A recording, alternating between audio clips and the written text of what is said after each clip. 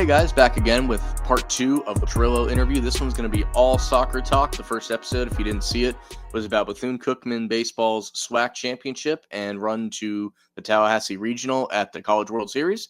So definitely check that one out. You get to see his game-winning home run call in that episode, so I definitely suggest you check it out if you haven't. This one's going to be all soccer all the time. We're going to talk about Premier League a little, Serie A, Bundesliga a little bit. That's my blind spot, admittedly. We talk jerseys. We're going to talk why nobody cares about the Club World Cup, and then we really dive into two things. The soccer tournament, that's what it's called. If you don't know what it is, definitely watch this because you're going to want to, because it might be the most fun I've had watching sports all this year, outside of the Super Bowl, of course. And then we really get into USL's attempt to have promotion relegation coming to their league in the next couple years. So that's what we're going to really dive into. This one goes on for a while, so we decided to split this into two parts. So I'm going to bring Mike in now. Enjoy part 2.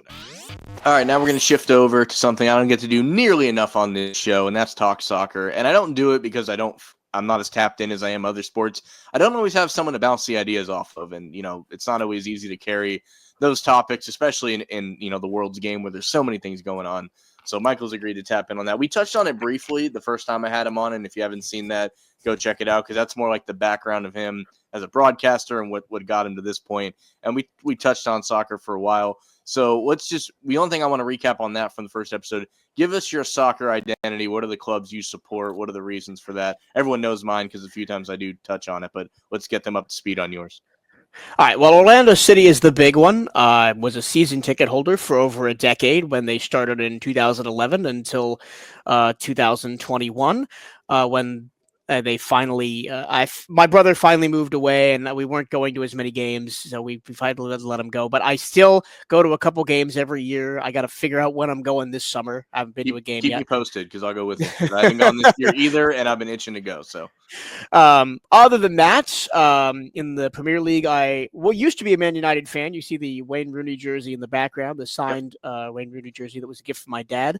Don't really follow them much anymore. My main team in the Premier League right now is Everton. I've liked Everton for a really long time. I like them, just a team that's kind of hanging on, never been relegated, always finds a way to survive at the bottom. And they're opening a brand new stadium this year, and I hope I get a chance to go someday.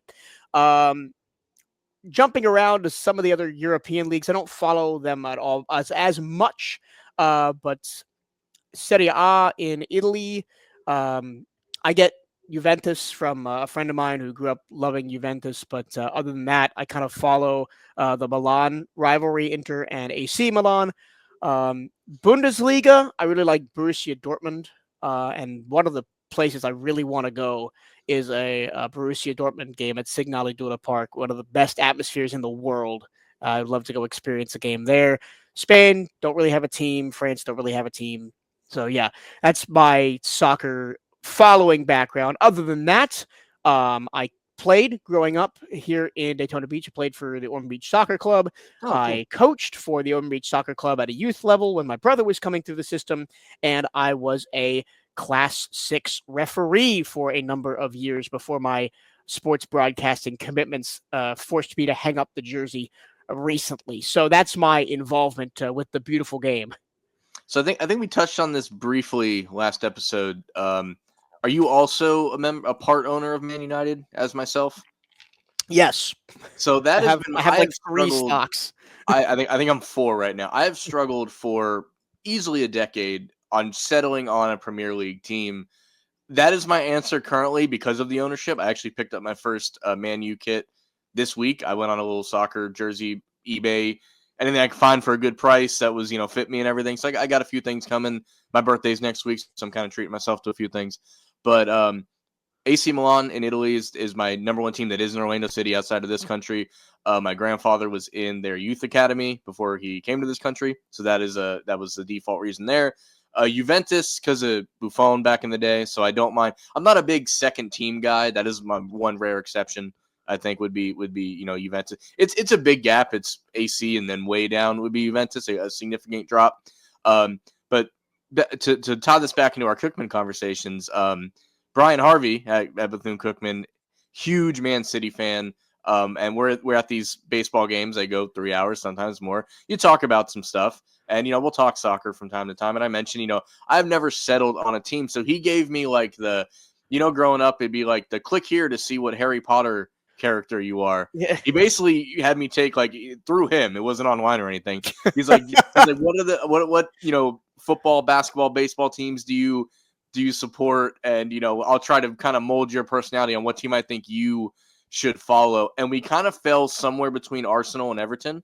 And those are both teams I've peaked at. I do follow enough. But those are the main ones. But Orlando City, of course, Italian national team and American national team when things aren't hitting the fan with them. But I think there's a lot going on right now with the U.S. men's national team. Very much so. And then, they of won course, last night as we're recording this in the first round of the Gold Cup over Trinidad and Tobago. But a lot of people are not happy about who's playing for them and who's not playing for them.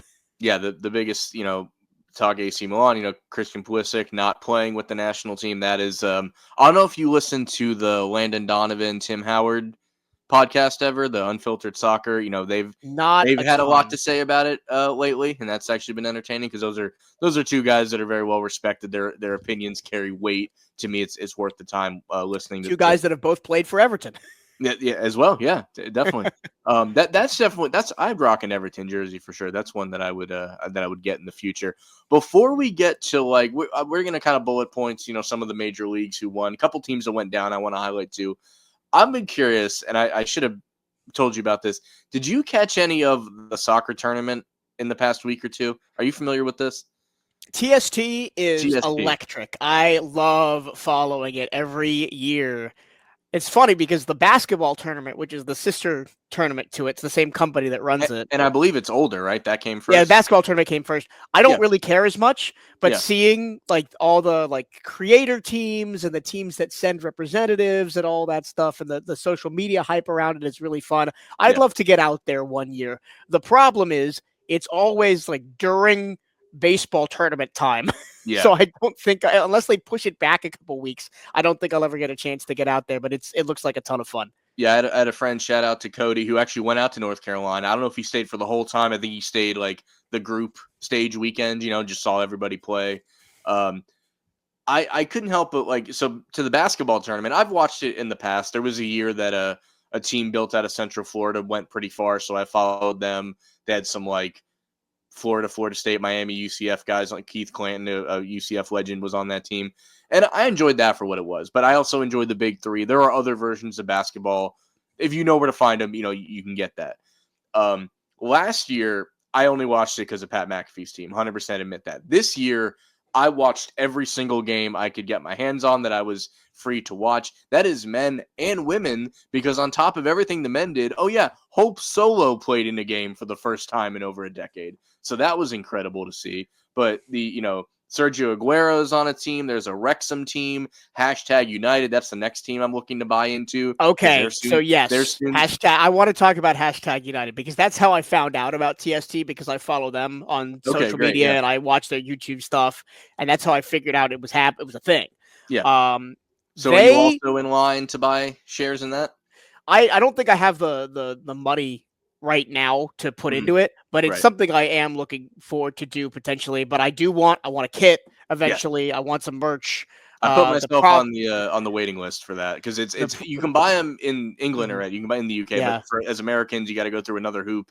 So I'm on eventually they're going to email us back. But yeah, the problem with the merch is the shipping fees are ridiculous, so I don't really want to get into that right now. But I bought one for my nephew because for his birthday he just wants soccer jerseys. Doesn't even care of the teams. He just wants more soccer jerseys. I found one on eBay that he's 9, so I found a 9-year-old one. And yeah, I was paying $19, and then with the transfer rate it ended up being $38. So I was like, all right, well, at least whatever. But yeah, that's why I haven't bought one for myself either. But I agree, that's another team that I enjoy what they're about, and their story has been great. But yeah, the whole thing, I can't help but think with the smaller field, the no offsides, but it doesn't really affect anything. I can't help but think this is going to weirdly be the future of the game. Maybe it's going to get uberly Americanized, and this is going to be a league outside of just a tournament. I love the tournament aspect of it, but I really think they're onto something with this. I've had as much fun watching that as any game that my team wasn't involved in, I think, ever. this year. If you enjoy watching that, here I have two suggestions. One, it's hard to find, but find some high quality futsal because I Yes. really think you'll like that Hmm. if you like TST. It's a little bit smaller. It's like football plus basketball, Well, I used to or watch a lot soccer of plus basketball. the indoor leagues because Central Florida's had teams, and then they've Hmm. gotten rid of like Central Florida Crusade played out of UCF, and they won the league, and then the team moved to another. I don't know how that happened. Hmm. Um, the Orlando Sea Wolves were a thing for a handful of years. So, Yeah, I enjoy all versions of that, but this just really, and the fact that it's only like 2 weeks long, it's like you got to yeah. watch it because it's happening now. You can't, it's not a Premier League season that's 36 games or whatever. You got to watch it now because it's what's going on. And then I didn't even know about the Hope Solo thing until I saw her standing in goal. Thought I was watching an older version of this. I'm like, nope, this is 2025. I think the reason why TST should stay in just the 2 week thing is the novelty of it. If it Hmm. happened all the time, I think people would get frustrated with some of the things that they do. But Hmm. since it's so different and so electric for just the 2 week period, it's great. The other thing that I would suggest if you like TST and want to watch more things like that, do you know about beach soccer? I do. I'll see it in the whatever version of the Olympics that pops on sometimes. My sister played in a league of it later, post high school, college and stuff. But that is a whole nother animal for sure. High quality, world class beach soccer is one of the most ridiculous things you will ever see. They play barefoot on the sand, no shin guards, no nothing, and they will, because the sand, it's so hard to get a consistent like pass or bounce on the sand. Almost everything is in the air. Yeah, the ball doesn't Uh, move in the sand at all. yeah, almost everything is a header, a chest pass, like backflips are very common. It's such a fun thing. I love watching it every time I get to see it. So yeah, I have heard the argument much like so the only team I didn't mention that I support is it's a new venture for me, but right here in New Smyrna Beach we have a UPSL team, the Current FC. I've had the ability to do PA for them this season. They just wrapped up the regular season, heading into the playoffs. But UPSL operates with a fall league and a spring league, so they play two 10-game seasons a year. I have seen the argument online, especially with the success of this tournament, that maybe they could do that. They could run it twice a year. And would that kill the magic? Maybe slightly, but I could see the positives outgrowing the negatives on that. I think I don't like that either because you would lose a lot of the European teams and Yeah. international teams because you Mhm. can't run it during their seasons. You got to wait till that's all over. So in the summer, and then you got to kind of run it before all the summer international tournaments start. So you're not competing with the Gold Cup or the Euros or whatever. So I think where they've got it now is the spot that it should stay, and it should stay a novel once a year thing. I think I'm just greedy. I just want more of it. I think it's where I'm at with that. So you're probably right. One is the way to go. Because realistically, like you mentioned earlier, this company does put on the basketball tournament as well. So at some point, their time and resources will go towards that. And I think that happens more so in the fall. So in a way, they're already doing that. They're putting their in the spring they focused on the soccer one, and in the fall they focus on the basketball one. So in a way, that's already true. So let's talk just some bullet points around the world of soccer this year. So Liverpool wins the Premier League, kind of breaks off the Man City run of things. I don't know where you stand with Liverpool. So growing up, being like a band kid, our high school band would sing "Never Walk Alone" after football games, and that was like my introduction to Liverpool to even find out what that was. Um, they're I don't know the comparison to like an NFL team. They're kind of like a Steeler Green Bay Packer thing where like they don't win all the time, but any given year, if they rose up and won the league, you'd be like, oh no, that makes sense because they're always consistently right there. So it Yeah, definitely broke up the Man City monotony. Mr. Harvey won't be happy about that either, but it did happen. So to me, it's always cool to see a team, a well-known team, doesn't win it every year, but every couple of years they're able to break through and win that. And they really did win it, kind of running away this year too. hmm early in the season, I thought Arsenal was going to run away with it, and then they had Yeah, a bad December and January, and then Liverpool just shot past them. right. The thing about the Premier League this year is that there was so much wild stuff going on. mean, your top four: Liverpool, Arsenal, Man City, Chelsea. Yeah, that's kind of expected. Yeah. Newcastle in fifth, Aston Villa in sixth, Nottingham Forest in seventh, one place outside the European places. Crystal Palace wins the FA Cup for the first time in their history. Tottenham finishes 17th, one place above relegation, and still wins the European trophy with the Europa Conference League. And so they're 17th, but because they won the Conference League, they get a Europa League spot next year. Yeah. Man United finished 15th, two places below Everton, who at one point during the season, they looked like they were going to go down by a mile, and then they turned it around in the middle of the year. It was a fun season to watch the Premier League. It really was. And one thing that I've learned to love as an American watching the Premier League. I love when we have a Europe game for the NFL, we love the novelty of waking up at 9 or 10 a.m. or 7 a.m., depending on where you live in this country, to watch an NFL game. To be able to wake up on a Saturday or Sunday at 9 a.m. and there's already something you want to watch.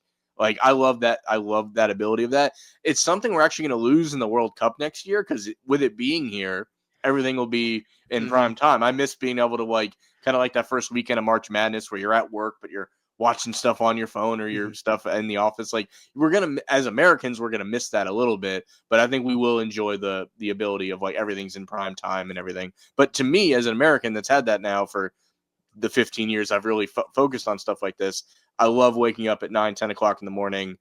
I'm up way before that, but that there's already stuff to watch that early in the morning. There is nothing like a fall Saturday as a sports fan. Waking up, you got European soccer from 7 to noon. Then you got college football the rest of the day. And then at night, you've got MLB playoffs if it's that early on, or you've got basketball or hockey early season or NFL early season. It is just ridiculous the amount that is there to watch that time of year. I kind of equate it to maybe not exactly right now, but maybe 3 weeks ago when you had the first two rounds of hockey and basketball, and also MLB, and also March Madness, and also college baseball, all going on at once. It's spectacular. Like the Memorial Day week or Veterans Day weekend, whichever one it was, it just passed. How the conference tournaments for baseball were going on that whole weekend. It was just perfect.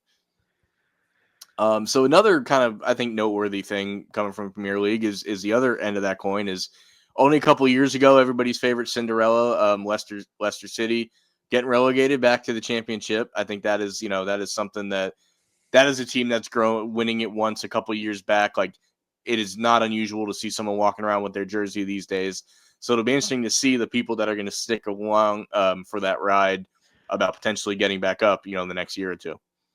Well, somebody who's not sticking around is Jamie Vardy. He's announced that he's finally leaving the team after his entire career, basically, taking them all the way to a championship. And it's crazy how much that championship run kind of made the careers of a lot of those players. And Definitely. Vardy's really the only one left that stayed, and as bigger teams poached all the players that made that championship run. So I respect him a lot for that. To compare it to, it's not a 1-to-1, but to Americanize it a little bit, that Leicester City team, it's like the Toronto Raptors NBA champions team. Like, if you're just looking at the history book of champions, it doesn't make a lot of sense, but it's there, and you can't take it away from them. So I'd put it that.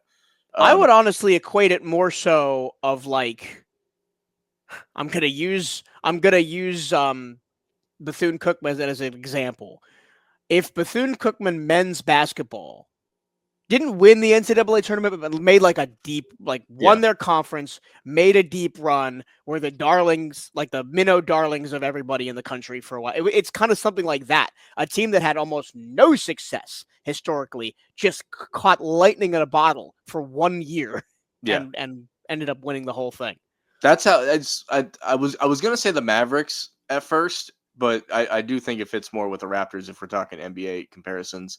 But if you want to talk teams, clubs with diehard fans that finally have something to cheer for, we had 2 out of the 3 that are getting promoted this year. Leeds and Sunderland getting back to the Premier League.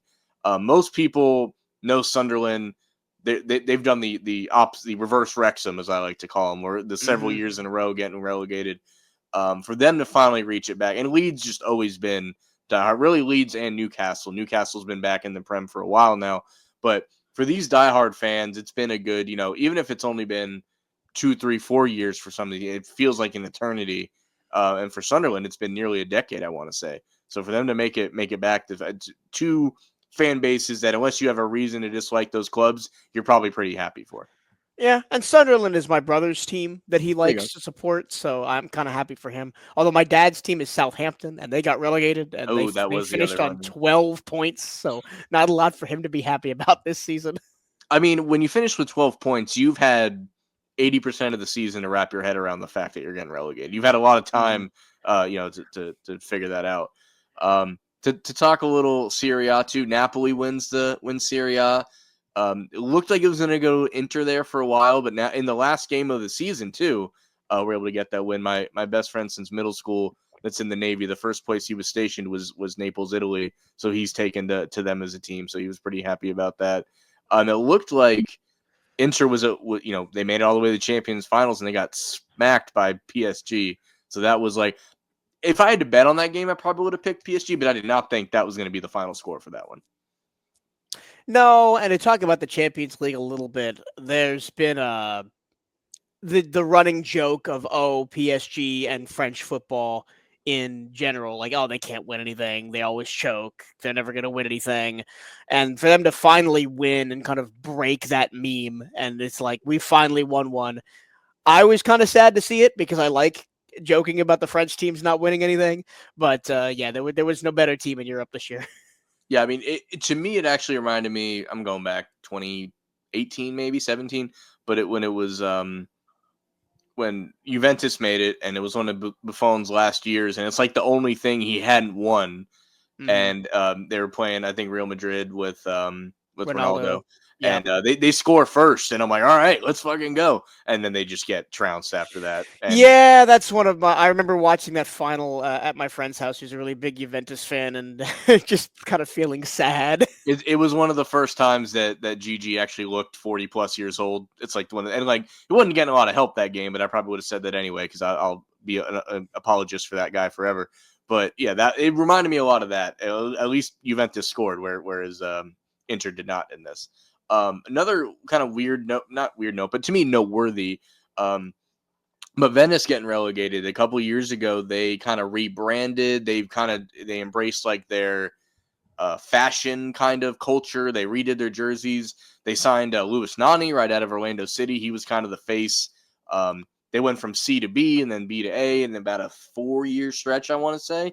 And it seems like that gas has kind of ran out. And I think they'll settle in B for a while. They might be able to get back up. But like a team that really had some stuff going, turns out there were breaks on that train because it didn't end up too great for them this year.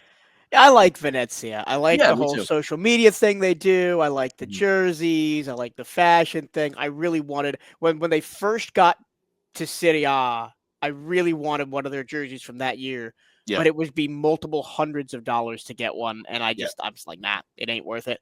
But also, at least I'm not sure if they are anymore, but at the time they had an American owner Mhm. and multiple American players. Gianluca Busio and Tanner Tessman are on the team right now. I think of the contingent of Americans that used to be on there. So I hoped for their continued success. Kind of sorry to see them get relegated. Yeah, I mean, I've always had Palermo's always been my the team that's kind of just forever in Serie B, being out of Sicily and everything. So they're kind of going to fit into that role, I think, for a while, and I could see them getting back up because, like you said, when you have owners willing to spend, I could see that can turn around. But that one was noteworthy to me looking down at that, and it's like, oh, they were like the talk of the town there for a couple of years, so for that to Mm-hmm. happen. Um, Kind of have three little subtopics that we can just give our take on here before we wrap up because this has Yeah. been very enjoyable. We're coming up on Are the we hour mark leaving? here. Are we leaving European soccer? We can if you have any last. Or we're Okay, I want to talk about the Bundesliga because okay. Yeah, hit me. the league I watched most this year was the Okay, Bundesliga because it's on ESPN Plus and every game is on ESPN Plus, so I could just right. watch it whenever. Mhm. Um, it was a wild season in the Bundesliga. I mean, Bayern won the title going away. We all knew that was kind of going to happen. Sure. congrats to Harry Kane. He finally wins a title with somebody. But the battle for the rest of the European spots was insane. Borussia Dortmund, for most of the season, looked dead, like they were not going to get anything close to a European spot. And Borussia Dortmund, I mentioned earlier, that's my team in the Bundesliga, so I was kind of sad. Then they reel off 5 straight wins to close the season to finish 4th and snag the final championship spot, snatch it away from Freiburg by 2 points.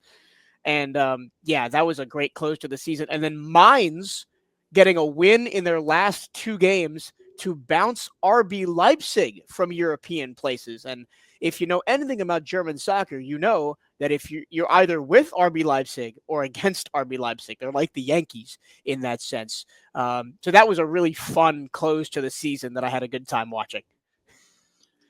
My biggest takeaway from that, because that's not a league I spend a lot of time watching. I wish Serie A was more like literally available for. I wish it was on ESPN. Oh, me too. I would watch a ton. If it was, I'd watch a ton of it. Yeah, we get lucky and it's on like CBS Sports Network randomly or something, but that's not the quality that you would want to watch stuff. But that's where I look with that.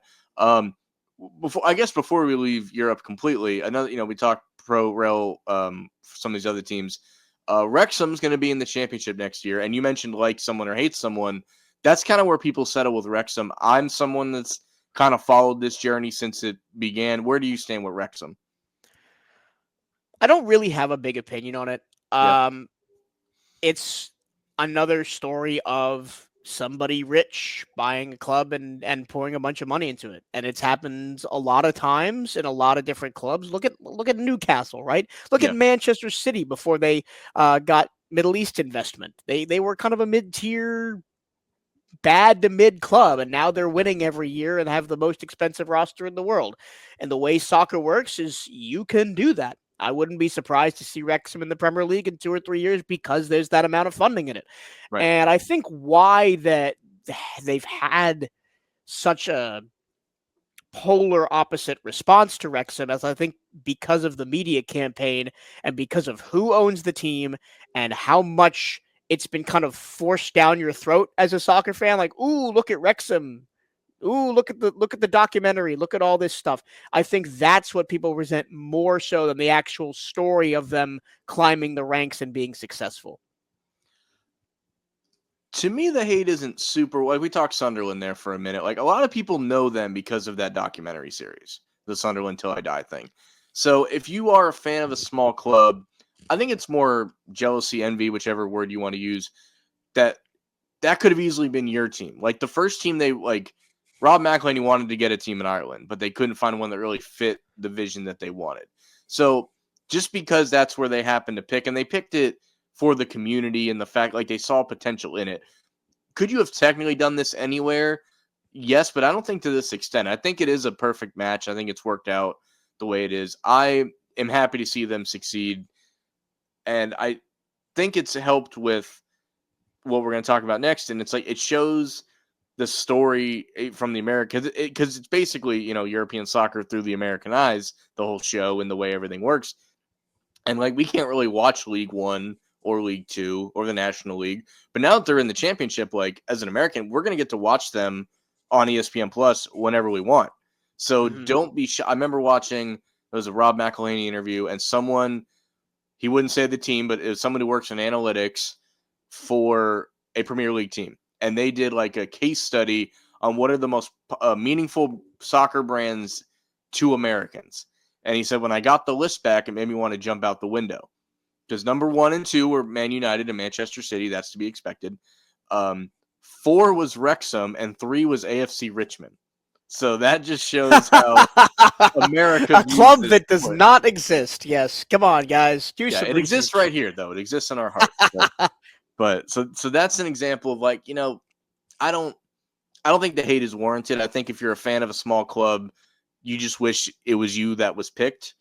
And I think it's a perfect, and they've actually, I don't know where this will go, but they've recently, they're investing in a team in Mexico. So are they going to do a whole nother welcome to whatever club that is, and is that going to get the same I response? hadn't Who heard knows? that, so that's Yeah, interesting. it's I'd have to look up the name of it, but yeah, they've recently. It might just be Rob this time. I don't know. I don't know if it's both of them. I don't know if he got Deadpool to do it a second time, but we'll see. But You yeah, talk about small clubs, right? And mhm. my dad is a really big fan of York City, who's Okay. currently in the National League North Mm, and has been for a while. And he became a fan of them because they were in the third division or fourth division or whatever. And whenever we played FIFA, he would always pick York City for mm, some reason. I don't know why. that's funny. Um, but then he started following them for real, and because they were in the third or fourth division, their games were streamed. You could watch them. They dropped to the National League and then the National League North, and they might be actually back in the National League, but it's impossible to watch their games here. And Yeah. he's watched maybe one game in the last 4 years because they either don't stream it or it's not available here anywhere. And I can't imagine if York City suddenly got the investment that Wrexham did and just shot up the ranks. I mean, he'd be over the moon. Yeah. I mean, to me, it's the version of like when the Dodgers go from Brooklyn to the West Coast, like people had to pick another team because there was no conceivable way to follow them at the time. Like you can get the box score in the paper, but like I forget the quote would just came down to like you can't just root for a box score. So Mhm. people were forced to choose other teams. I think because like Premier League and all that has become so commercialized too commercialized for some fans.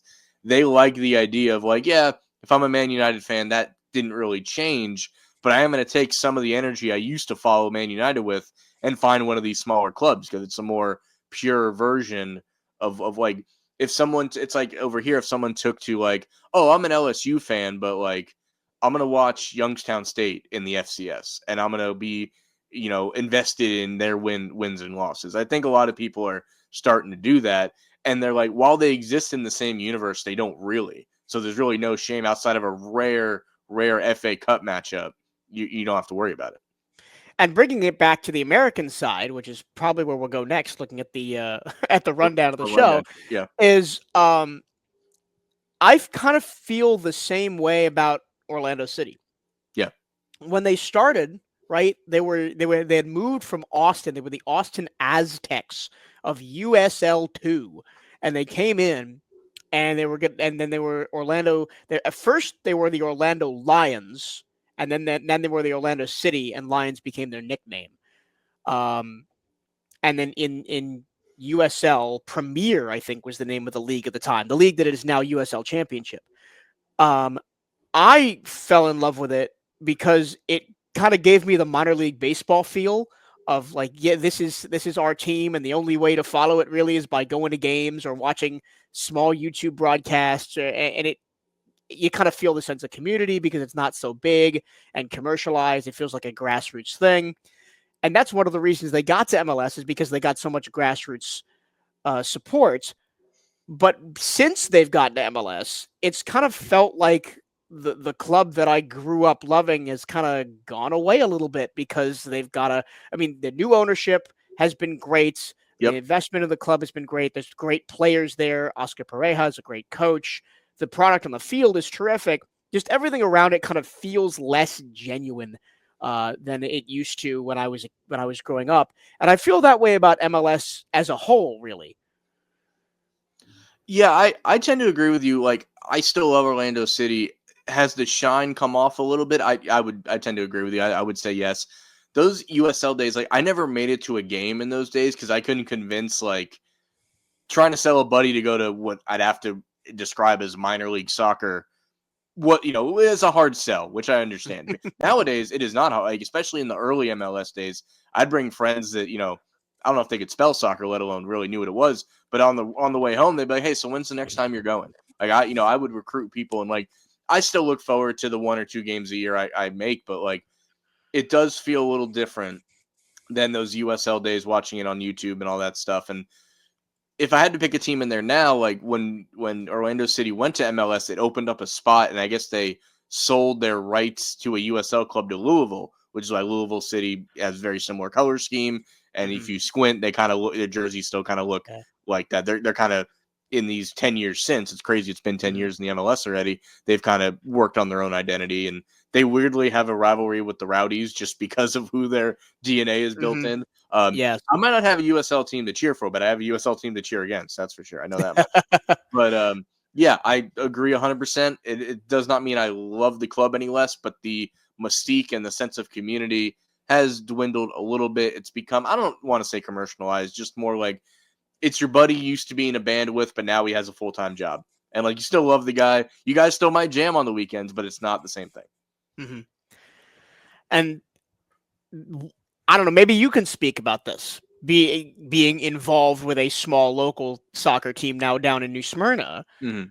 do you get even a little bit of that sense of community back? So, as someone who's 5 games, 6 if you count the women's game that I worked for them as well, because they have a women's team. Um, Back in the summer of 19, we had a USL 2 team in Daytona Soccer Club. Yep. I was involved in starting a supporters group with that with Cody Perkins. Shout out to Cody. And that was such a fun summer. I was dog tired because I was also working the Tortugas. So if I wasn't at the Tortugas, I was at one of these games.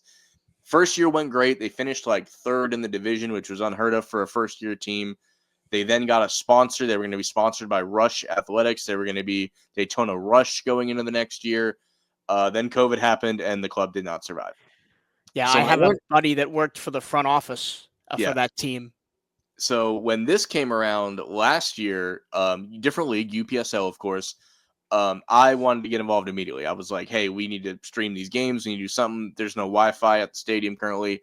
Didn't really make that happen. Then when Cookman gave me the chance to do some PA stuff, I started putting that on my LinkedIn. They're like, hey, that is something we need, right now. So that's where that journey started. But that's a long way to answer your question of yes, I feel, and the people that would go to those Daytona Soccer Club games, I have told like, you need to come to these. This is our second chance at a hometown club like that. So I 100% feel it that way. If there's 100 people at this game, like if you feel it, you feel all 100 of those people. And this is only their second year in existence. They've already racked up about 4 trophies across all their teams that they field.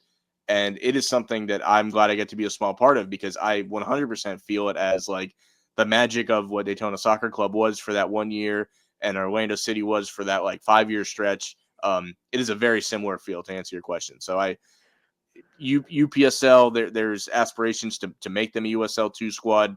I'm here for all of it. I'm glad I get to be a small part of it. So that's definitely, I say all that to say you need to make it to a game one of these days. I mean, yeah, if my schedule ever permits it, I'll be down there. Yeah, well, you talked about the maybe in USL, and I think what the final point we want to touch on is potential pro in USL. So if they ever get a USL 2 team, yeah, hey, we might be talking about a future USL championship first division club in little old New Smyrna Beach if it goes our way. And the work these guys put into it, it would not shock me. We were going to talk Club World Cup, but I think the only thing I want to say on that, I'm going to phrase it more as a question. Why does nobody care about the Club World Cup? What's your theory? Because that's actually a tougher question than I anticipated. I can go first if you need a minute. You bring it up, right? Because it's been in the news that like, oh, they're struggling to sell tickets and nobody's going and ticket prices are down and blah, blah, blah. I think the main thing that I think why nobody cares is because it's not an established competition. It feels like it has appeared out of nowhere. And look, all of these clubs are now in the U.S. playing games that FIFA tells us are meaningful, but we as the fans don't believe are meaningful because it's just there hasn't been enough marketing, in my opinion, especially targeted at the cities where it's going to be. There are 4 games scheduled for Orlando, and I had to tell my friend the other day, who's a diehard soccer fan, that they were going to be there. And 2, why should we care about this extra competition that has never existed before? Yeah, I mean, there was a guy at Current FC that huge Man City fan, had no idea they were in Orlando. Brian Harvey, huge Man City fan, had no idea. I wanted to go to Man City and Juventus here in Orlando, even if it doesn't really mean anything. It's a step above a friendly. I wanted to go. That game is at 3:00 on a Thursday. You're Who's going taking out off of your work way. to go to that? You're going out of your way to make people not go. Like me and my brother-in-law were going to go. We assume it was at least at like 6 where you got to get off work and book it there. I was fine with that. But 3 o'clock, yeah, this is worse than the Leagues Cup, because at least the Leagues Cup, I knew why it was invented. It was so Messi and Miami could win a trophy. This, we still don't know who and what the reason is. So that's really my only touch on that. I'd much rather spend the last couple minutes here talking about USL, but the tournament has just started. Maybe when it gets to the knockout round, maybe there's some exciting games. Maybe we're up on here next time saying, like, you know what, that worked out towards the end. But until I see it, I don't have a lot of faith. Yeah. So let's talk about USL. Yeah. Truth be told, the main I've told you this before we recorded. Once they announced this, I immediately wanted to have you on, but it was right in the thick of that Bethune-Cookman run. So this is our last topic because we want to give all the time to it. I've always said they already had the structure in place to give this a shot where USL is going to do attempt pro rel. Do you think this actually comes to fruition? I don't want to be cynical, but there is a way that this all just crumbles before it even starts. Oh, of course there's a way it crumbles before it even starts. The way it crumbles is all the owners get cold feet and go, maybe we don't want to do this. But I think they're committed to it. A friend of mine used to work for the USL front office. I'll keep his name private and what he did private because there's a bunch of NDAs and stuff. But he told me that this was in the works even back in 2015, 2016, 2017 when he worked there.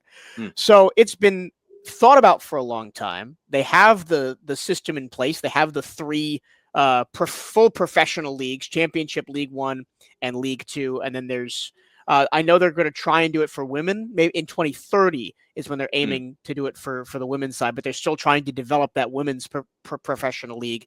And that'll probably just be two levels. That probably won't be 3. Yeah. But the most mouth please. The most important thing is that they are going for FIFA Division 1 sanction. Under the U.S. Soccer Federation as kind of like an equal to MLS rather than a league below MLS. And if they get that, that will make it more incentivized for the clubs that are being formed to choose USL over MLS or MLS Next Pro or whatever thing that they're doing over there in their closed system, right? Yeah.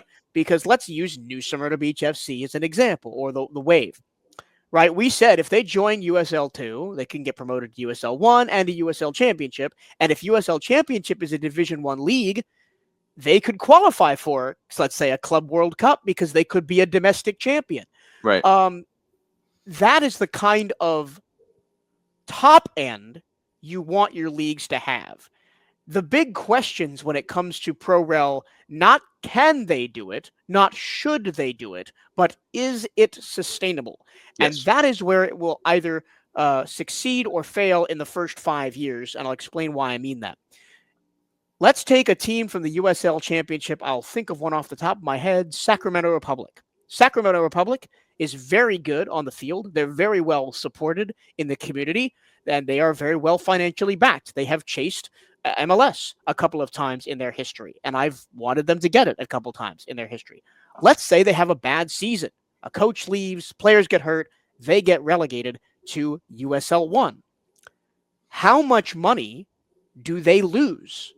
And how much money does the league give them to offset those losses to make sure they remain in business? And that's the thing that the Premier League does maybe more than any league in the world. Yeah, with there are parachute payments for teams that go down to keep them afloat. And it's even more important when you are going down from a professional league to a league that is potentially semi-professional. You need to keep those clubs in business. You need to focus on getting fans out to those lower division clubs. You need to invest in the lower division clubs in the community. You need to make sure people are aware that they exist, that they're still playing games even though they got relegated. You need to inform the American soccer public that to support those clubs because they might go right back up again, and then they'll be back. So that's the big thing of where it's going to succeed or fail. And it's not going to succeed or fail in 1 year or 2 years. It's going to be 5, 6, 7 years if they can sustain it for that long and make sure clubs don't go out of business. I'm not saying no club is going to go out of business from this. We might lose one or two that if they drop down to USL 2, or maybe they just decide it's not worth it. Yeah. But you have to have a group of owners that are willing to sustain the losses if they go down. And I think if they play their cards right, this could be a new era of American soccer and a great era of American soccer. I agree. I think there are teams that are safe. You mentioned Sacramento. I think Oakland Roots. I think I had one more here. Phoenix Rising. Teams like that if they went down, their attendance will take a little bit of a hit, but the people that like to go to those games already in a second-tier system anyway. They're just going to view it as a second-tier system that's broken up a little bit more. Mm-hmm. Now, would I just remember this team because Haji Berry played there and he played at UCF, but like the Colorado Spring Switchbacks, like that's a team that maybe they go down, you don't just because like he was chasing like the USL goal record and they still crowds were only decent, So, but to give USL credit, we have not heard of a team folding in a long time, with the exception of San Diego. But they really just kind of tapped out before the match started because they're like, all right, they passed over us and created a new team for MLS where they could have just pulled us up. So like we're out of it. I think the guy running it, and he was basically created it himself, so it was his call to make. Basically, tapped out at that point. But other than that, we don't really hear about their teams folding. So they have been somewhat sustainable in the levels that they have right now. And I think the USL has done a really good job of targeting markets that MLS doesn't. I mean, you think of one of the great stories right now is Rhode Island FC, the brand new stadium up there, a smaller market. Hartford, MLS, people love. Hartford Athletic, yeah. Even Vermont, it's in USL 1 or 2 right now. The Vermont team has so much support. Look at the game. They're playing at like a high school stadium, and it's standing room only for these games. I mean, it helps when your college up there wins the national championship. Yeah, it kind of. But it's tapping into these communities that maybe are not being served by the tier 1 league, quote unquote, in this country. I think of Oklahoma City and Tulsa, two cities in Oklahoma that have had very good USL support in the past. I think of Austin before they got the MLS team. Austin Bold was very well supported. That's another one that Birmingham folded because an MLS team came and plopped down on top of them. Birmingham, very good. And then you have Pittsburgh Riverhounds, yes. And then you have the teams like Pittsburgh that are historic teams, not new teams popping up in communities that are served. I think Charleston Battery is the as the poster child of that. Charleston Battery, with all the history they have, they should be a Division I team. I mean, I remember them playing Orlando City in those early USL years too. Tampa Bay Rowdies is the same way.